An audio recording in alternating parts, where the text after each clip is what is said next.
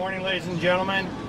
I have a couple pieces of information I want to release to you. First of all, regarding the victims, we are still working to identify them and make notifications, so we will not be releasing any victims' name at this time. We have identified the suspect. Approximately an hour ago, the suspect was identified as Ian David Long, I-A-N, David Long, birth date of March 27th, 1990. He was 28 years old. We've had several contacts with Mr. Long over the years, minor events such as a traffic collision. He was a victim of a battery at a local bar in 2015. In April of this year, deputies were called to his house for a subject disturbing. They went to the house, they talked to him. He was somewhat irate, acting a little irrationally. They called out our crisis intervention team, our mental health specialist, who met with him, talked to him, and cleared him, didn't feel that he was qualified to be taken under 5150, and he was left at that scene last April. Deputies are at the house now. They have secured the residence, and they're seeking a search warrant to do a thorough search of the house. The weapon used in this horrific shooting was a Glock 21 .45 caliber handgun. The handgun is designed to hold, in California, 10 rounds and one in the chamber. This weapon did have an extended magazine on it. We do not know at this time how many rounds were actually in the weapon or how many rounds the magazine could actually hold, because it's still being processed as part of the evidence. Be happy to answer any questions you might have. Possible motive at this point? Yeah, we believe that's the only weapon that was used, was that handgun. Do you know why he did this? Why he did this? We don't. Yeah, I knew that was going to happen. Yep. We don't know if he. Just put him on the ground. They went our mic. Chaos. Just let him go, Sheriff. Don't worry. Sheriff. We don't know if he reloaded his weapon or not. We're still interviewing witnesses. There's not necessarily indication that happened. It appears he walked up to the scene. He shot the security guard that was standing outside. He stepped inside. It appears that he turned to the right and shot several of the other security and employees there, and then began opening fire inside the nightclub. We don't have any other details to confirm an exact chronology about what happened. We will provide that to you as we bring all of our witness statements together, and we feel more comfortable about talking about that. Do you have any idea of motive? We have no idea what the motive was at this point. Was he living alone legally? The incident in April happened in his home, and he did purchase the weapon legally. Was he living alone? Despite the 5150 hold? The 5150 hold was never placed on him. The mental health experts out there cleared him that day. Can you elaborate on the other interactions your deputies have had with him? Is it more than just these two? It was one he was involved in. He received a traffic citation, and another one he was involved in a traffic collision. So pretty minor interactions. He is a veteran. He was in the United States Marine Corps. And Sheriff, we heard he may be suffering from PTSD. Did your crisis team find anything like that? I understand that was part of the discussion when the deputies went out to the call with the crisis team, that felt he might be suffering from PTSD, basing that the fact he was a veteran and had been in the Corps. Can you clarify any more on how the deputy was shot? When Sergeant Helis and the Highway Patrol officer went in, they immediately exchanged gunfire with the suspect, and that's when Sergeant Helis was shot several times. Do you know when the suspect was shot? No, I have no idea. Sheriff, do you know when the suspect was shot? Did he shot himself, or how he died? We believe he shot himself. When the officers went in and made re-entry, they found him already deceased. Where inside the bar was he found? How long before? He was found inside an office just adjacent to the entry to the bar. It's our understanding that Sergeant Helis was able to call his wife right before he ran into the bar. Sergeant Helis was having a conversation with his wife on the phone, as he does several times during the shift, and said to her, "Hey, I got to go handle a call. I love you. I'll talk to you later." Did the gunman say anything to any of the victims before the shooting, during the shooting? Not as far as we know at this point. He Sheriff, could have, but we don't know. any indication that he may have been targeting employees of the establishment? Now, there's no indication that he targeted the employees, or we haven't found any correlation. We'll probably know more after we execute the search warrant in his house, that maybe there was a motive for this particular night, but at this point, we have no information leading to that at all. Were the security personnel part of the accounts from different witnesses of what this guy was wearing? Can you tell us what, based on what you already know, what he was wearing and his direction of travel once he walked into the bar? All I know about his direction of travel is he went in and he turned right and fired at the employees that were standing there. He was, my best recollection from 7 hours ago, he was wearing a black sweater, and I don't remember what color pants he was wearing. I apologize. Mask at all? No, not when we went inside. He was not. Body armor? How long before he was 2.5 minutes. Was he regular at the bar? We haven't confirmed where they used the smoke bomb, but we have a couple witnesses that have alluded to that. So Was he regular at the bar? There's no reason to believe that there was anything wrong with this before this happened.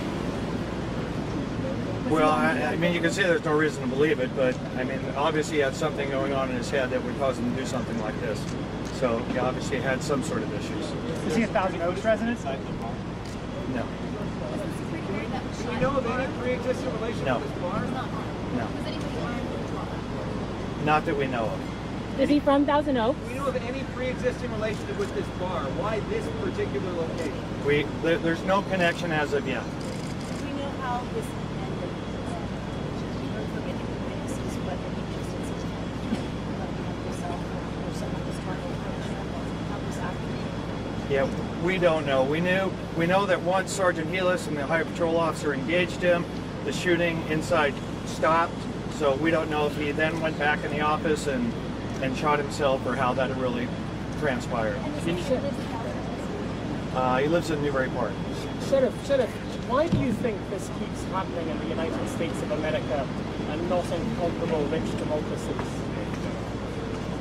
That's a pretty challenging question. I think we see unfortunate, horrific actions that happen all over the world, and I don't know if it happens more in the United States or doesn't. I'd have to read the stats. It does.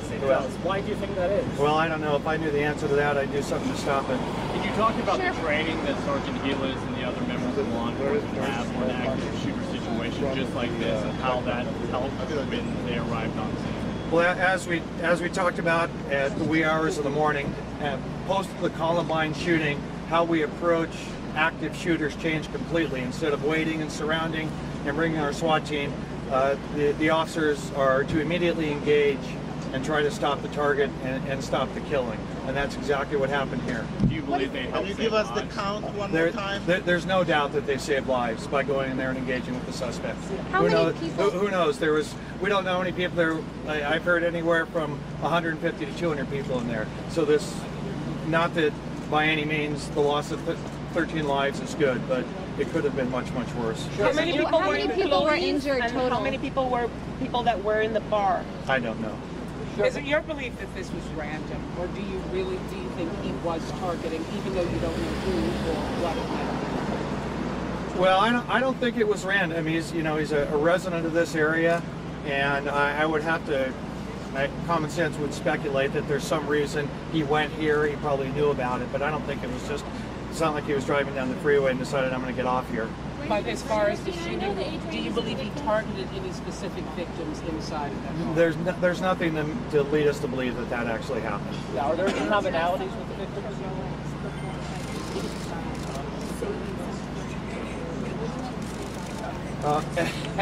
It's just amazing. There were probably 6 off-duty police officers in there from a couple different agencies, and I've already talked to a parent that came up and said they stood in front of my daughter.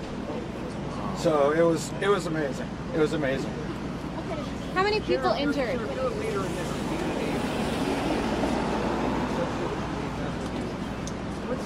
advice to people right now? What's sort of your word to this community as a leader? You know, when I went and spoke at a Jewish synagogue after the tragedy on the East Coast, and when I talked to the parishioners there, and I followed up on the rabbi, I said, we've got to do something about the hate, and we've got to do something to just spread the love and reach out and help people and be patient with them and understand them, because this will touch so many lives around our community. Sheriff, any indication of social media that he may have been using where he was complaining about something, or? There's nothing to indicate that, but you know, we are looking at his social media sites, which I'm sure all of you are also. Sheriff, did any of the off-duty officers in there engage him at all? Or? None of them were armed. So.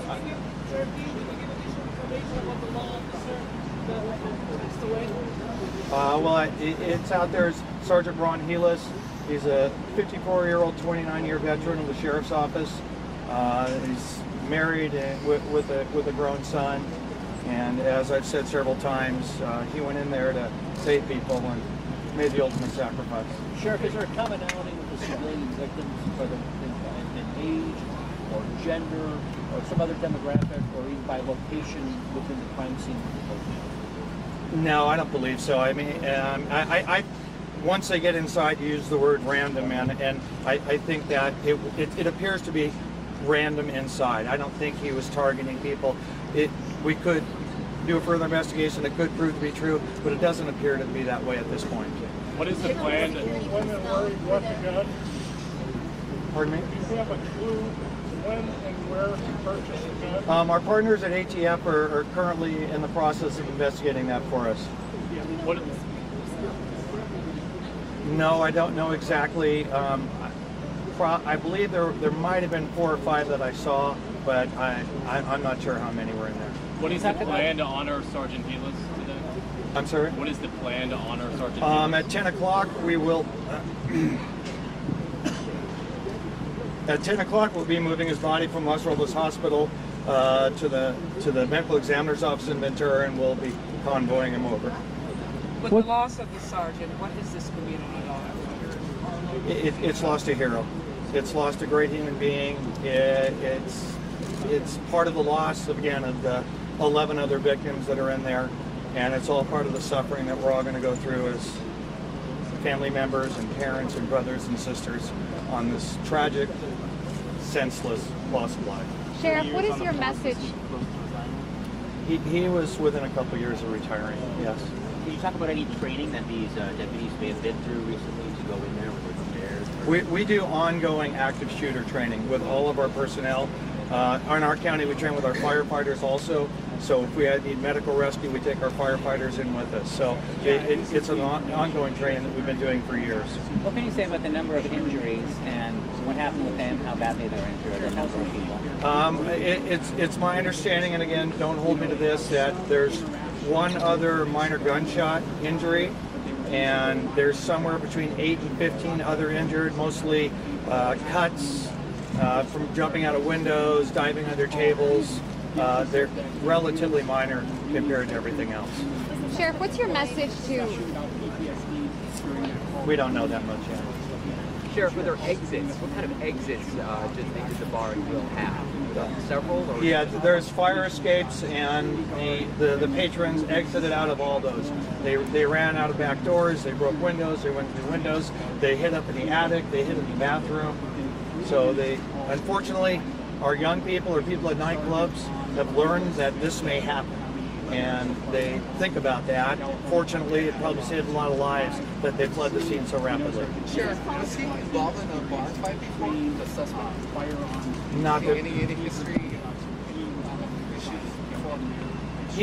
He was the victim of... Yeah, he was the victim of a battery in January of 2015. It wasn't here. It wasn't at this bar. What bar was it? At a different bar. Do you know what bar it was? I don't. You found his... Yeah, it was in Thousand Oaks. I can't remember which bar it was. He drove to the car, he drove to the bar in his mom's car, is that accurate? I'm not sure whose car it is. He drove to the bar in a car. I'm not sure who's registered. Do you know to. which car that is on scene right yes, now? Yes, Have we you found do. any other evidence within the car? We're still obtaining a search warrant to do that. We're not allowed to go in without the warrant. Do you know how long that shooting lasted from when he first opened gunfire? No, I don't. Are there any concerns with that car at this point? No, we put the bomb dog by it and everything, and we feel comfortable. I was just standing by it, so we're good. We'll be here for 15 or 20 hours at least. We still need to go through identify. Our FBI partners are doing a great job. They brought in their expert evidence team. They're flying people in from Quantico to do the scene. So we'll be here a long, long time. Like hell? Tell us the sex of the victims. No, we don't have those things identified yet.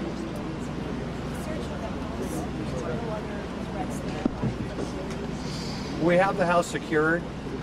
We go in, we secure the house, we make sure everything's safe in there, and then we go ask the judge for a search warrant to search it more thoroughly. So we feel safe that it's secured right now. Was there anyone else at the house? Have you reached out or made contact with any of his relatives? And have they indicated that there was something that may have been an issue? We've had some conversations with some family members, and it would be premature to talk about that. It's still part of the ongoing investigation. Do you plan to stay on?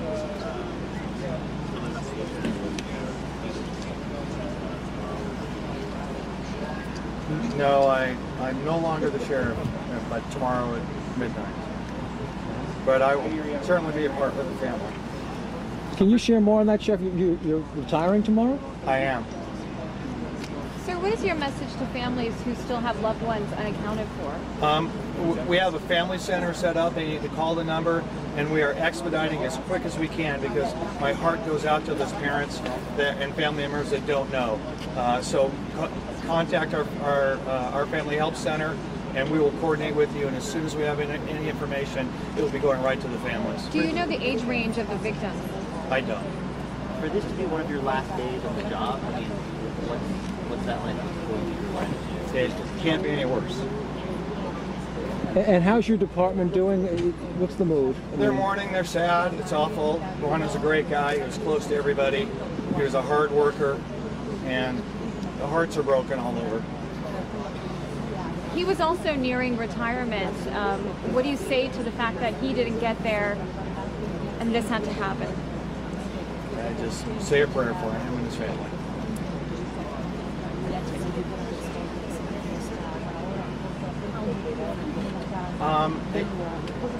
I don't know if it'll be me, but I think the next thing that would be important to you is when we can release victims' names, and we will do that as soon as we can. And if we can do it incrementally, we'll do that, so we don't have to wait, because I imagine some of the identifications are going to take longer.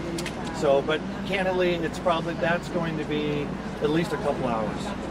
Yeah. Talk about the weapon one more time and what you can tell based on the weapon and what the weapon was a Glock 21, 45 caliber, and again, the weapon was designed in California to hold a magazine of 10 rounds in one in the chamber, but he had an extended magazine on it, but we have no way to know how many rounds he actually had in there. And that's illegal to have that type of... The extended magazine, yes.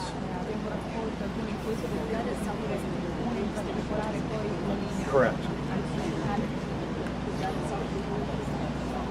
Yeah, the gun was legally purchased. At least that's ATF is looking into details for us. Is that date of purchase? They don't have that for us yet. They're the experts. Motive. Can you say anything about motive? We have no idea. We have no idea. We don't know that. No, we have no idea. We don't know that. Thank you, everyone. Thank you, Sheriff. Thank you.